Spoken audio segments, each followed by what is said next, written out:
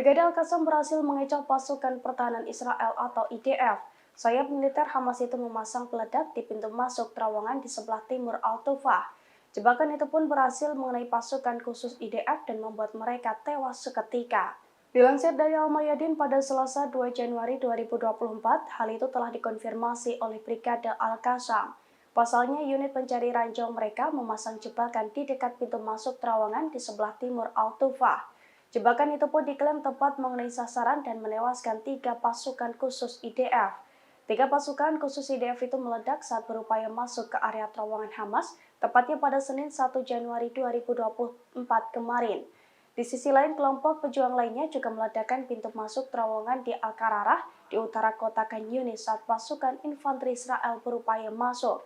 Akibatnya sejumlah tentara tewas dan sebagian lainnya mengalami luka. Serangan pasukan perlawanan itu pun diklaim membuat Zionis mengalami kerugian yang cukup besar. Download Tribun X sekarang, menghadirkan lokal menjadi Indonesia.